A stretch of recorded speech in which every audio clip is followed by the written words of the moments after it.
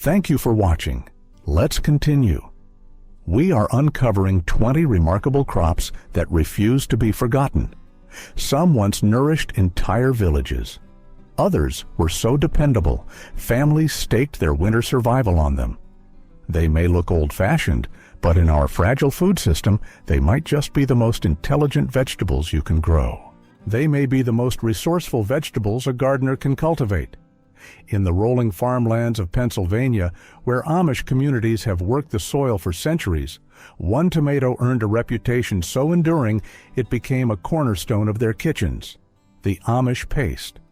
Unlike the small, watery varieties found in modern supermarkets, this tomato was bred for substance. It was thick and meaty, with dense flesh and very few seeds, a tomato engineered not for appearance, but for survival. Imagine a wooden farmhouse kitchen, the air filled with the scent of simmering sauce, as baskets of these tomatoes are rendered into thick paste and hearty stews. For Amish families, the crop's reliability was as crucial as its flavor. Each harvest promised jars of preserved sauce lining pantry shelves, ready to endure the long winters when fresh vegetables were gone.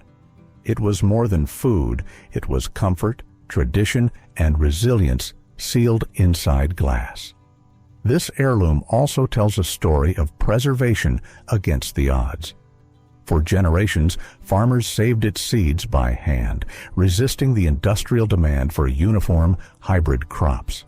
And that is why it survives today, not merely as a favorite among gardeners for its sweetness and versatility, but as a living legacy of a community that chose sustainability over convenience. While one crop offered quiet strength, another would ignite the senses with its fire and color, an heirloom carrying a very different kind of power. A pepper with stripes? This little chili is more than just spicy, it is a living work of art. The fish pepper grows with streaks of cream, green, and red, as if each pod was brushed by a painter's hand. But its beauty is only part of its story. In the 19th century, African-American communities in the Chesapeake region cultivated this pepper as a key ingredient for oyster and crab houses. It was never sold in markets or listed in seed catalogs, living instead in backyards and within recipes passed from hand to hand. This was a cultural heirloom preserved quietly in kitchens. Its near disappearance in the 20th century wasn't due to a lack of flavor, but because industrial farming favored uniform, easy-to-store peppers.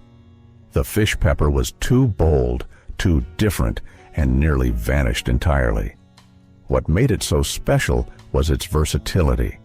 Young pale peppers added a gentle bite to seafood stews, while mature fiery red ones brought intense heat to sauces. For generations, the fish pepper was a secret flavor of Baltimore's food culture. Thankfully, dedicated seed savers rescued it, and today it thrives again as both a culinary treasure and a striking ornamental plant. With its vibrant stripes and rich history, the fish pepper isn't just food, it is a living memory of survival, culture, and strength on a plate, a pepper that burned bright in hidden kitchens in various cultures. From a pepper's hidden fire, our story now ascends to a plant that stood like a giant across the fields. With golden heads tracking the sun and seeds that nourished both people and livestock, it became a powerful symbol of endurance and abundance. Imagine walking through a homestead garden in the 1800s.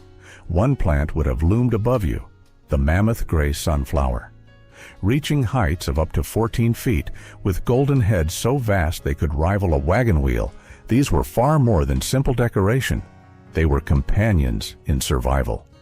For generations, farmers cultivated them not just for their beauty, but for their profound practicality. Each head, packed with protein-rich seeds, fed families and animals alike, roasted, ground into meal, or pressed for oil.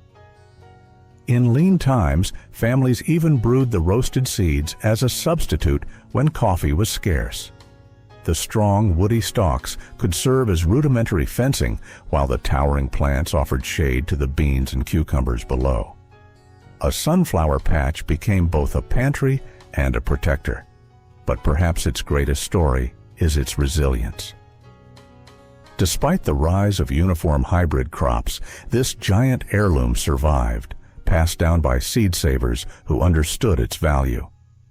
But while the sunflower ruled the skies with its towering height, another story was unfolding on the ground.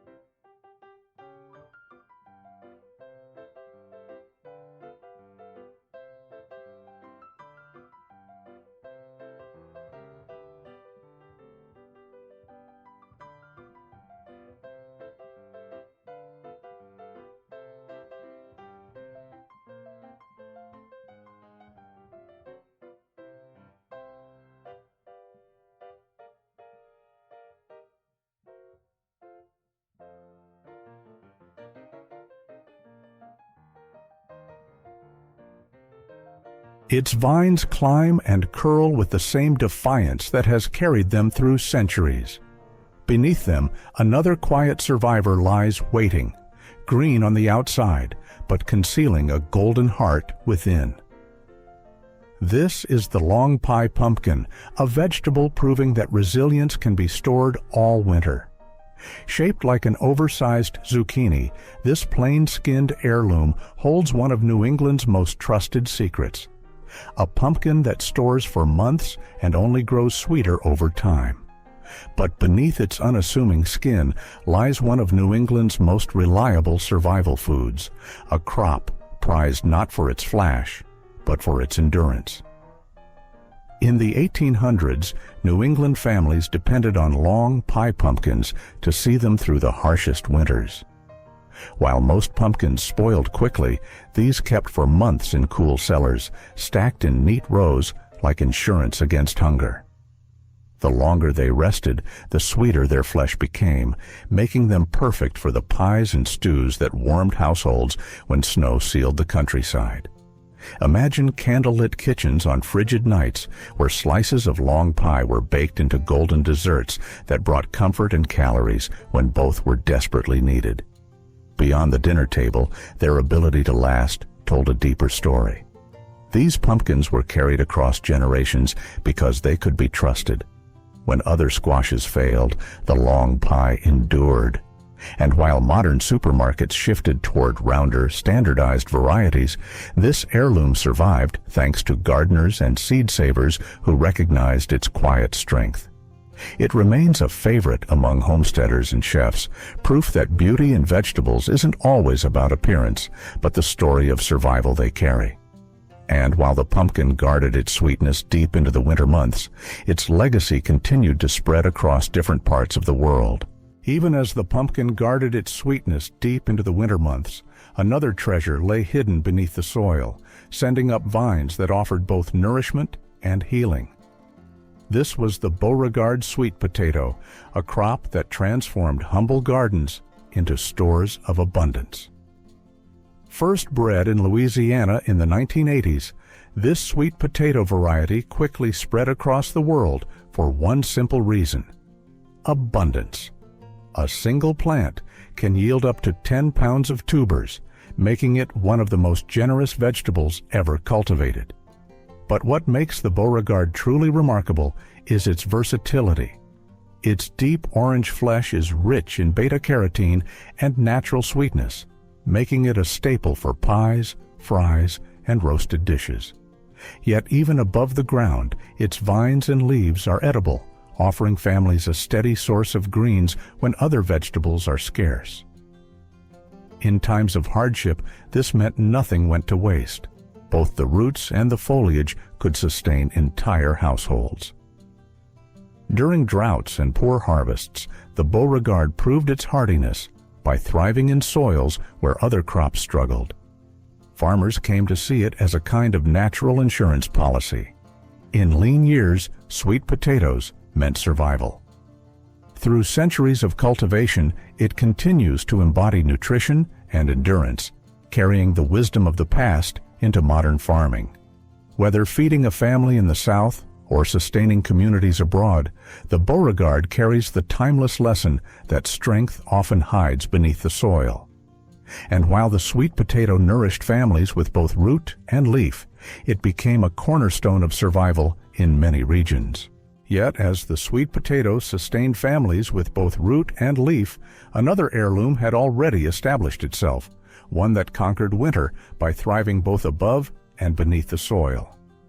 In the garden, its round, butter-soft leaves might appear modest, almost unassuming. But behind this simple facade lies a legacy reaching back to the 1700s. It was famously cultivated by Thomas Jefferson in the gardens of Monticello, where he praised its tender leaves and reliable growth. Unlike modern lettuces bred for shipping and long shelf life, this variety was developed for flavor and resilience. Early American families enjoyed it fresh in salads, but they also pickled it, packing the leaves in jars of brine to see them through the harshest winters. What truly transformed this humble green into a survival food was not just its taste, but its remarkable adaptability. It flourished in colonial gardens without chemical fertilizers or pesticides, a testament to strength born from necessity alone.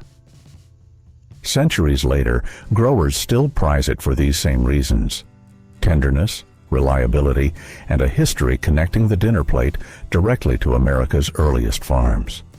But while this lettuce offered tenderness and quiet survival, other plants were being cultivated in various cultures. While some heirlooms offered quiet survival, another proved its worth in the harshest of climates, standing tall when most vegetables would wither. In the fields of Scotland, farmers came to rely on a vegetable that could endure bitter frosts and still provide a rich onion-like flavor, the giant Musselburgh leek. Its thick stalks and broad leaves were not only a staple in soups and stews, but also a symbol of strength against the cold. For generations, it was the winter green that never failed, bridging the gap between seasons when fresh food was scarce. Standing tall at up to 30 inches, these leeks were more than just garden staples. They became fixtures of Scottish kitchens, simmered into broths and stews that provided warmth and strength during long winters. Unlike onions, which could wither in freezing weather, the Musselburgh endured snow and frost, allowing families to harvest fresh vegetables long after most gardens had gone silent. For working-class households, that staying power was essential. It meant green, nutritious food was still possible when other crops failed. The leek also became a cultural symbol.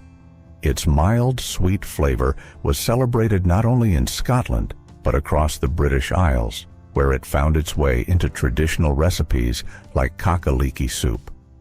Over time, its reputation spread far beyond Scotland, and today it remains one of the most trusted leeks for home gardeners around the world. It is not flashy, it is not delicate. The giant Musselburgh is sturdy, generous, and built to last, while the leek carved its legacy in the frosty soil across different parts of the world. While one giant took root in the frosty fields of Scotland, another was quietly growing in Germany. It was a vegetable so strange in shape and staggering in size, it seemed to belong in a fairy tale, the Superschmelz kohlrabi. At first glance, this kohlrabi has an almost otherworldly appearance. Its swollen, bulb-like stem can expand to be larger than a child's head, weighing over 8 pounds each. And yet, despite its monstrous size, this German heirloom is anything but tough. Its flesh stays crisp, tender, and delicately sweet, whether enjoyed raw in crunchy slices or slow roasted until it caramelizes. Even its broad green leaves, so often overlooked, can be sautéed or added to soups, making this a true nose-to-tail vegetable. For centuries, farmers across Central Europe valued the super schmelz not just for its flavor, but for its sheer reliability. Unlike more delicate crops, this kohlrabi flourished in cool conditions and stored remarkably well in cellars, offering sustenance long after the harvest. A family could retrieve one bulb from storage in the dead of winter and feed an entire household for days. In an era when survival hinged on resourcefulness, the super schmelz was more than food. It was security against hunger. Modern farmers still marvel at its resilience and versatility. Despite its intimidating appearance, it is simple to grow, rewarding patience with one of the most generous harvests a garden can yield. It is living proof that sometimes the strangest-looking crops are the most dependable allies. And if the kohlrabi's swollen bulbs weren't impressive, its history was even more so. And if the kohlrabi's swollen bulbs weren't impressive enough, another crop would soon take size to a fiery extreme. A pepper so big and bold it redefined what spice could look like, the jalapeno gigante. From the delicate sweetness of kohlrabi, we now move to the world of peppers, though this next variety isn't just about heat, it's about sheer scale. The jalapeno gigante lives up to its name, with peppers that can grow over 6 inches long, dwarfing the jalapenos that most people are familiar with. These peppers are bold and bright, their glossy green skin shimmering in the sun before ripening to a deep red. But what makes the jalapeno gigante remarkable isn't just its size, it is its productivity. Farmers often find their plants so heavily laden with peppers that the branches need staking just to keep from bowing under the weight. The peppers themselves strike a balance between heat and flavor, spicy enough to bring life to a dish, yet mild enough for stuffing, grilling, or even pickling whole. For communities that relied on peppers not only for flavor, but also for preservation, this meant security. A single harvest could be dried, smoked, or stored, providing flavor all year long. And unlike smaller jalapenos that quickly shrivel, the jalapeno gigante remains meaty and full-bodied, perfect for stuffing, grilling, or preserving. And while the jalapeno gigante brought fire to the world, its influence was felt across different parts of the world. While one giant brought fire to the table, another offered a gentler kind of abundance, stretching along fences and trellises with fruit that nourished generations in cooler climates. This was the Boston marrow squash. In the gardens of early America, few crops were as deeply trusted. Its brilliant orange flesh, with a flavor both mild and rich, quickly became a cornerstone of New England kitchens. Unlike delicate varieties that faltered in poor conditions, the Boston marrow thrived, climbing fences and sprawling across trellises as if determined to conquer every inch of space. Its versatility made it invaluable. Roasted, it offered a creamy sweetness that rivaled the finest pumpkin. In soups and stews, it delivered heartiness through the coldest months. Its rich flesh filled pies long before canned pumpkin became a household staple. For families who lived by what they grew, this squash was far more than food.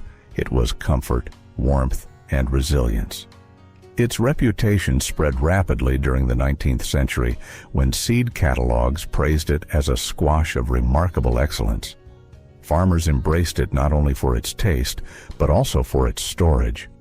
A properly harvested Boston marrow could last through the winter, its hard shell protecting the tender flesh in some of the most basic cellars. A hard shell protecting the tender flesh within. Yet among the hardy squashes of the 1800s, one variety stood apart, grown not for storage or stews, but for sheer size and shock value. Towering in the world of heirlooms, this pumpkin variety is legendary for its colossal dimensions.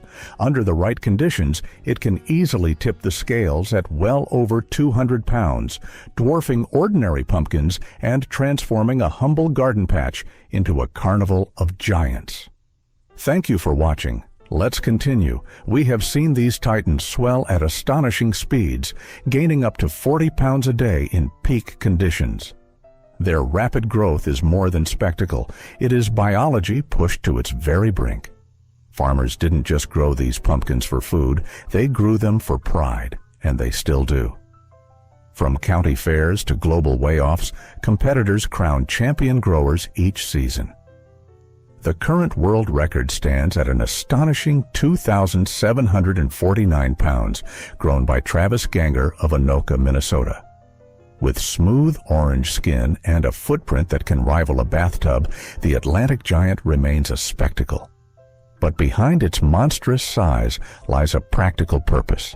The flesh is valued for pies, soups, or animal feed, though most gardeners admit it is the thrill of the harvest that truly draws them in. To watch one of these pumpkins swell day after day is to witness nature's power magnified.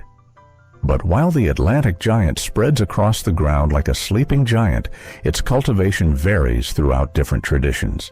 While one crop lay sprawled across the ground like a sleeping giant, another rose tall into the sky, slender, green, and crowned with tender fruit.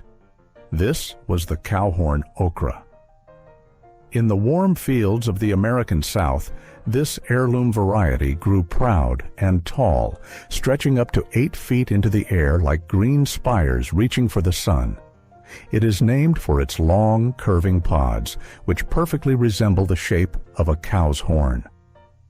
When harvested young, in the cool quiet of the early morning, these pods are exceptionally tender and flavorful, sometimes extending to more than 1 foot in length. Generations of cooks cherished cowhorn okra for its remarkable versatility. Fried, stewed, or simmered in gumbo, its flavor brought warmth and comfort to countless family tables. And while many okra varieties would turn tough if left to grow too large, the cowhorn remained edible, even at impressive lengths. For farmers, this meant fewer wasted harvests and more food gathered from each plant. In the days before refrigeration, this trait was simply invaluable. Families could return to the garden day after day, confident that the pods would still be tender enough to enjoy. And with stalks that soared above most gardeners' heads, the plants themselves became part of the landscape, a living reminder of abundance. And while okra reached skyward with its towering stalks in many regions, as okra reached skyward with its towering stalks, another southern giant sprawled across the ground nearby, striped like a rattlesnake, massive as a small child, and sweet enough to sustain entire families: the Georgia rattlesnake watermelon. Among America's oldest surviving watermelon varieties, it earned its fierce name not from venom, but from green stripes that curled down its length like the patterned scales of a rattler. To 19th century farmers, those stripes were not a warning. They were a promise of abundance. First grown in the South during the early 1800s, this heirloom watermelon quickly became a staple at family gatherings and market stalls. Its vines stretched endlessly across fields, producing fruit so massive they could weigh up to 50 pounds each. For settlers working the land in sweltering summers, these melons were more than refreshing treats. They were symbols of survival.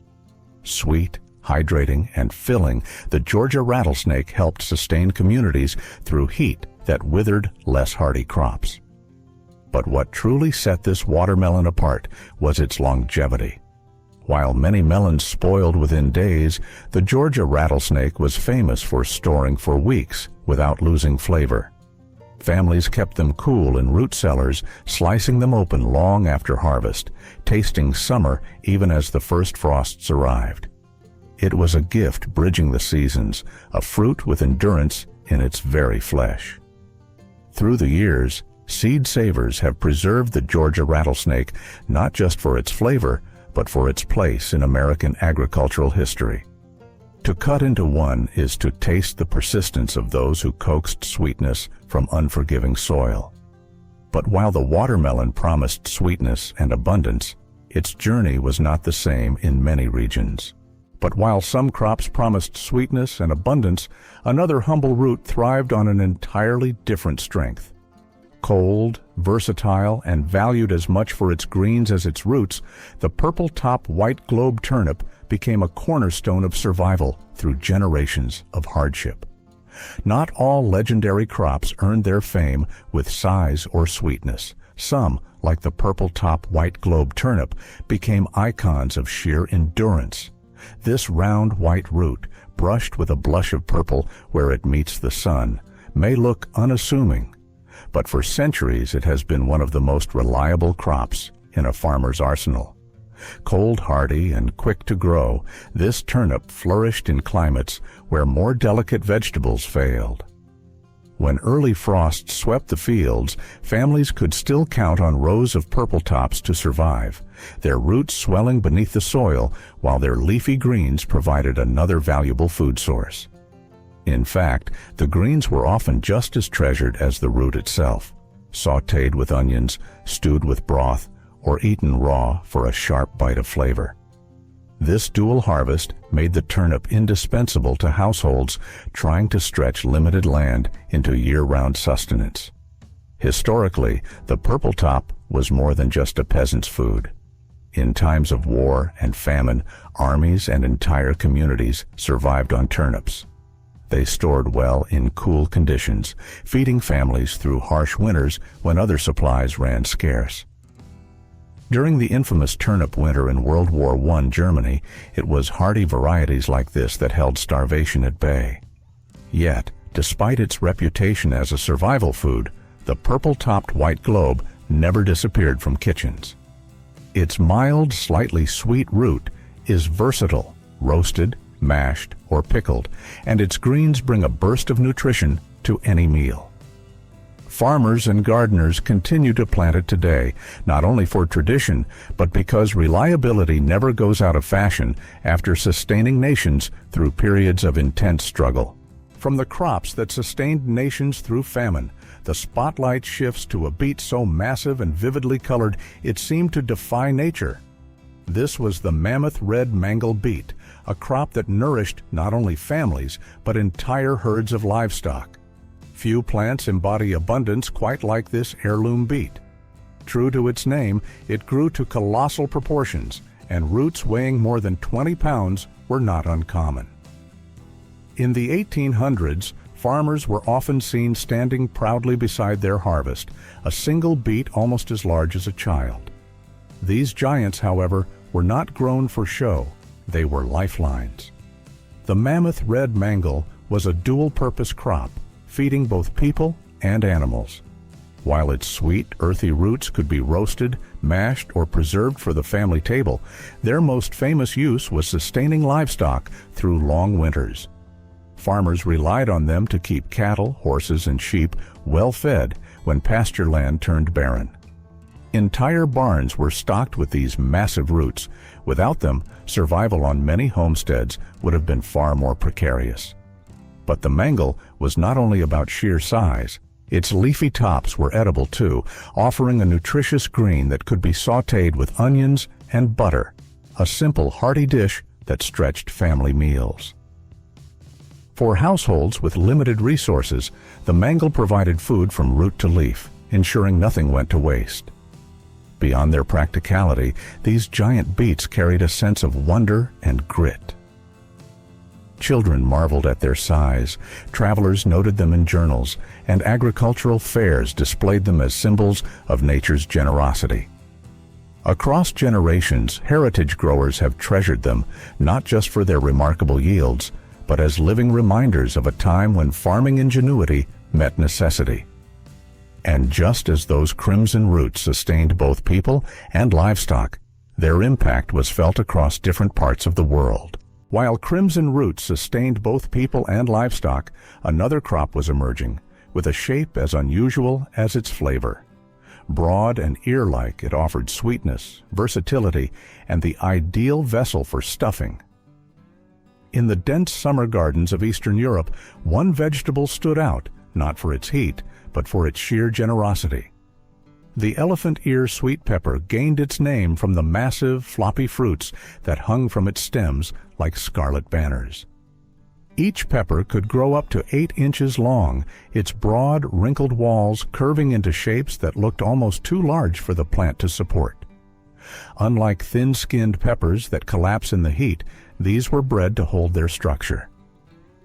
Hollowed and filled with meat, rice, or vegetables, they became a centerpiece dish in farm kitchens. When roasted, their thick, sweet flesh softened into ribbons of smoky flavor.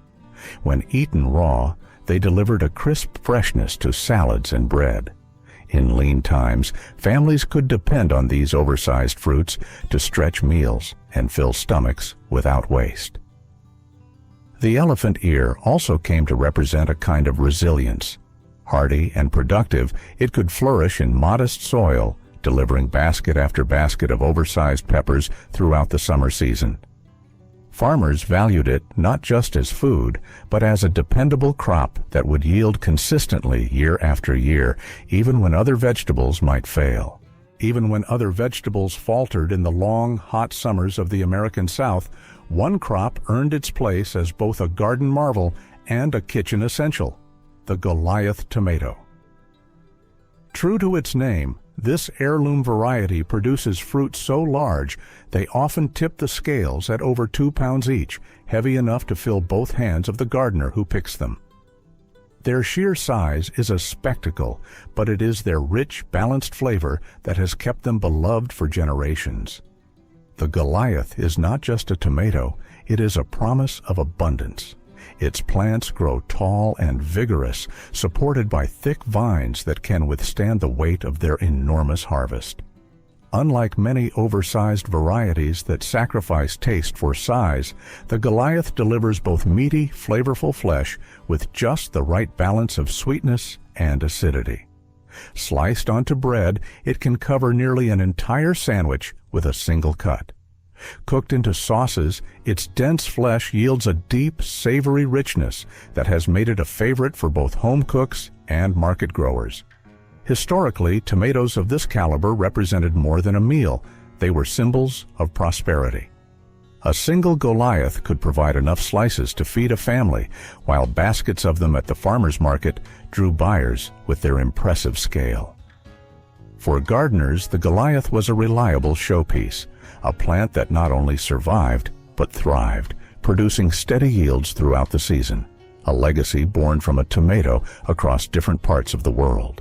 From a tomato bred for bulk, we turn to an herb that captivates with aroma, not height. In a garden of giants, one herb stands out, its power found not in stature, but in essence. This is the mammoth basil, a variety that lives up to its name, producing leaves so large they can stretch across the palm of your hand. Unlike the delicate sprigs of common basil, these oversized leaves bring both visual drama and culinary power. A single leaf is often enough to season an entire dish.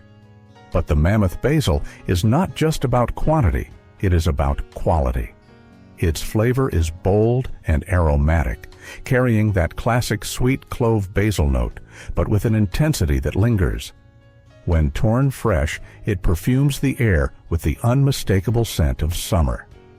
In traditional kitchens, these giant leaves were laid whole onto bread, rolled around fresh cheese, or layered into tomato salads. For cooks preserving for winter, the plant's productivity meant baskets of fragrant leaves could be turned into jars of pesto, oils, and dried herbs, flavoring meals long after the harvest season had ended. In the field, the mammoth basil is a tireless producer. Its broad, ruffled leaves spring up continuously, allowing gardeners to harvest handfuls without ever exhausting the plant. Unlike more fragile herbs, it thrives in the heat, standing strong beside tomatoes, peppers, and eggplants in the peak of summer. This reliability made it an invaluable companion in subsistence gardens, where every plant needed to justify its place. Culturally, basil has always carried symbolism, from ancient Mediterranean rituals to the farmhouse kitchen window. The mammoth variety elevates that legacy not only by feeding, but by inspiring awe. To see its massive green leaves fluttering in the breeze is to understand why generations of gardeners treasured it as more than just seasoning. It was abundance, aroma, and beauty all in one. And if basil offered aroma, its influence would be felt across different parts of the world. While basil offered an abundance of aroma, the final crop delivers gentleness in a giant form, a garlic in name, but botanically closer to a leek. In the world of alliums, few plants inspire the same blend of wonder and utility as the elephant garlic. At first glance, it seems to be a garlic bulb of exaggerated size, a giant cousin with cloves so plump they can fill an entire palm. And yet, despite its imposing appearance, elephant garlic is not a true garlic at all. Botanically, it is more closely related to a leek, which explains its surprisingly mild, sweet flavor. Where common garlic bites with sharp intensity, elephant garlic whispers. Roasted, its cloves soften into a buttery, mellow spread, nutty and perfect for smearing across bread or blending into soups. Raw, its flavor is gentle enough to slice thinly into salads, a quality that made it invaluable for households wanting garlic's character without overpowering a dish. In cultures where subtlety mattered as much as spice, this plant found a loyal following. Beyond the kitchen, its sheer size was a form of insurance. A single bulb could grow to weigh nearly 1 pound, meaning one harvest provided weeks of seasoning. Its adaptability was equally impressive, thriving in a range of soils, forgiving of neglect, and tolerant of cooler climates. For gardeners who needed resilience, elephant garlic was a steadfast companion. Visually, it was as striking as it was practical. Its towering stalks, sometimes reaching 3 feet high, made it both ornamental and edible, blending beauty and purpose in a way few crops could. Through kitchens, fields, and centuries, these heirloom vegetables prove that survival doesn't always wear a crown of gold or steel. Sometimes it's hidden in a tomato simmering on the stove, a pepper passed quietly through generations, or a pumpkin that outgrows the soil that holds it.